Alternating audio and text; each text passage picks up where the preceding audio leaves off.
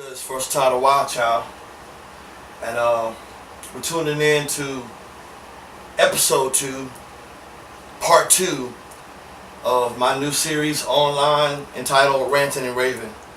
The topic was racism in America today, or something to that effect. And honestly, that topic is such a cold sore for me that I couldn't do it in one segment alone. So I'm going to continue about how I feel about that. You know, I believe the last thing that we discussed was how racism is pretended to not exist. I can speak from personal experience that that's the biggest bunch of shit I've ever heard in my life, you know.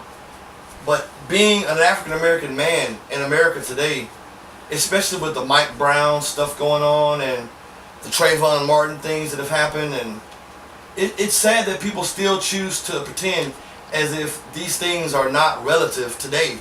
I'm playing Madden with Nightwolf right now, and I was going to try to use that as a means to kind of keep me focused without getting irate, but fuck it, meow. So today we got two good friends of mine, Creep Doggy Dog, and Alicia, to join in for the discussion. One thing that really irritates me is how black people, African Americans in our society today, continue to perpetuate these negative stereotypes. You know, it's already disgustingly sad that anytime you turn on the TV, we're being portrayed as thugs, criminals, street gangsters, violent, sexual deviants. You know, you turn on the TV and you very rarely see African Americans being portrayed as intelligent, enlightened, religious, I don't like that word, or spiritual. And it's sad. And if you don't know anything about me, or if you've never heard my music, which I highly doubt, but my entire purpose behind my movement is to enlighten people about equality. We go into schools, middle schools and high schools, and we talk to kids about racial equality and accepting sexual orientation and religious backgrounds, these types of things. But the main point of what I do is, whatever you are, whoever you are. Whoa. Alright, well, you probably just saw like the lights go off on us. Apparently whatever I'm about to say, or was about to say, was something profound. Because the lights in the whole house went off. But anyways, getting back into the topic at hand, racism in our nation. Is amazing how people over 25 can go about their daily lives pretending as if these are not legitimate issues, as if these are not things that we deal with on a daily basis. You know, one of the funniest things that I hear is when someone says, "I'm not racist, I'm not prejudiced, I got black friends." Oh, okay. Let me quote that better. Let me say verbatim. I've heard this from an old white guy one time. I'm not racist. My daughter talks to black people. What the fuck does that mean? I don't even know what that fucking means. But just because you can tolerate the presence of somebody that doesn't share your culture does not mean you don't have a racial mindset or a prejudiced state of mind. What is prejudice? There's a difference between racism and prejudice. A lot of people don't understand as well. Racism is the belief that your race is better, quote unquote, or superior to the race of another, or to all other races. Prejudice is when you see something and you make a preconceived judgment on it based upon ethnicity, cultural background, sexual orientation, gender. That's prejudice. Here's an example. You're walking down the street at night. All alone. 4 white guys are across the street from you. they're wearing business suits, right? And all of a sudden, they cross over the street and start walking behind you. What's your first response? Quick. What's going on?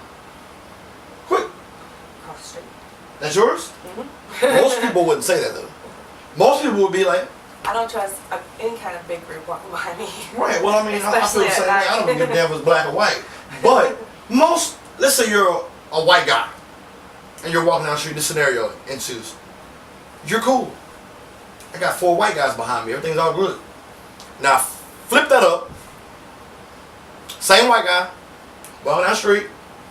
4 black men on the side street wearing the same thing, business. I'm not like that. My grandmother, if we were riding in a car when I was growing up with her, and we stopped at a light or a stop sign, and she saw a black man or a black woman as opposed to a white male or a white female, she would lock her doors and be like, "Don't roll down the windows." You know, we want to say that that's sad, and it really is. Yeah. But what's more sad is that, and I speak only for myself, but I do everything in my power not to be a stereotype. My name is Versatyle, and I chose that moniker because I don't consider myself anything other than a freaking weird human being. Going back to the topic at hand, I was discussing on how prejudice and racism are and what they really mean and entail. Anyways, I had an incident happen to me one time. I was at the doctor's office with my son, and speaking of which, here's Ronan. Hello.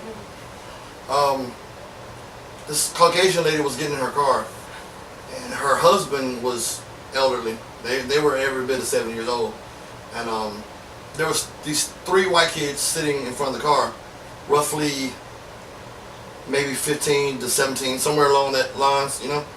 And I saw her come out the building. I was sitting out there smoking a cigarette, and I saw him having a really hard time trying to get his wife in the car. So, you know, I'm Southern. I grew up with that type of mentality where you respect the elders, you help them, shut up, and do as you're told. I paused my game. I don't want to lose. So I proceeded to assist the woman and get in the car, and she jerked her arm back at first. And I said, "Ma'am, I'm just trying to help you. You know, I see your husband having a difficult time." And she just stared at me. I said, "I promise I don't need anything from you. I just see that you're having a hard time. I want to help you." She said, "Oh, okay." And I helped her get in the car. She said, how much do I owe you?" "You don't owe me anything. That's proper manners." She said, "I wish there were more young men like you." And I'm looking at these 3 white kids, and they didn't make any effort to help her at all, you know? So I don't think it's necessarily an issue of black or white. I think it's an issue of right and wrong, ignorant and properly educated, you know? But this is my son, and his mother is Caucasian, and what?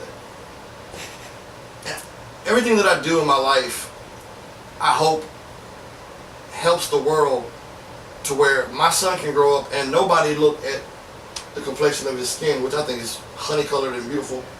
But I want him to be known for the man that he is, not the color of his skin, not the complexion, not what he believes, you know. How do you feel about all this? Well, like we were talking about it earlier. I grew up in upstate New York, and I was born in the 50s. And there just wasn't any. And it wasn't until I started getting older and traveling, once I joined the military, that I saw what, like you said, prejudice or racism is. And everybody thinks like it's getting better. As from my point of view, it's not. I see actually more now, right, than I did from before. And see, what I was saying in regards to that earlier was, I agree with that. I think that racism is actually worse than it was, you know, in the 50s and the 40s and the 30s. And the reason I believe that is because back then, you could do it openly. You know, it was, now I won't say okay, because I don't think it's okay ever, but it was expected. And you know, the whites felt the way they felt, the blacks felt the way they felt, and there was a line drawn, but it was publicly accepted. In today's society, the hypocrisy of our nation is, it's not cool to be racist, but it's perfectly fine to hide it. It's perfectly okay to teach your kids to speak words that no one should ever hear. And I don't care whether it's the N word or the C word or the SPI word in regards to Latinos. To me, racism is racism. It don't matter who's hating. My son is half African American, half Caucasian, half Latino, half Indian. He is culturally diversified. He is culturally diversified as it gets. But he's a human. Quite amazingly smart and aware human who won't put the pacifier down for nothing. I'm coming out with an album in March entitled The Anomaly. I'm not going to tell you what it means. Look it up. I like stuff like that. But I practice individuality. That's the purpose of my life, is to be an individual. I don't think there's anything special about me other than I've got a gift, and it's not even mine. It belongs to God. I just do as I'm told. I submit in my spirit, and I listen and I obey what I consider to be my religious ethics. And it's simple. Love and truth. It's not hard, you know. It's funny that people can say they're Christians, or they can say they're Muslims, or they have some theological perspective that they practice. And in the same sentence, will judge somebody or look down upon someone because of a color or an ethnicity or a religious background. It's painful to me to observe the country we live in and the state of affairs in our society today. People are acting as if all this black on black crime is new. It's not new. It's been going on. Every time you cut on the news, some police officer done beat the hell out of some black person. But it's happened vice versa.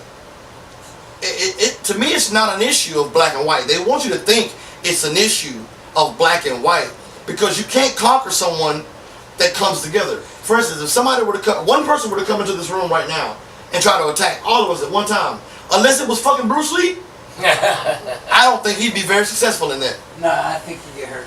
But if one person of stature were to come into this room and individually try to attack us, he might succeed. Think about that. If this country is divided based upon color and religion, then we're not going to have enough unity to observe the fact that our government is putting double dildos to us right now.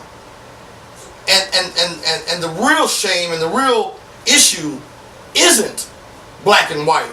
It's ignorance. But then again, my name is Versatyle, the Wildchyld. You're listening to Ranting and Raving, Episode 2, Part 2. This is Ronan Bushido, Rain Wolf, Alicia, my amazing neighbor Robert, one of my best friends Creeper, and Night Wolf. Make sure you get a chance to tune in. Go to Facebook, like my page, like my fan page. Go to my Twitter account. Go to my YouTube. Go to my Reverb Nation.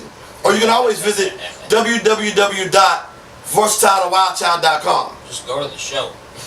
Or just type in my name on Google and find me. But remember, at the end of the day, the only thing you can do is be the best you can be. And always love in truth. Peace. I'm snapping and rapping hard about something you can't relate to, but you hate to cause it makes you irate to. They wait to hear something that's new, so I create new flow that you can vibe and ride with while it go.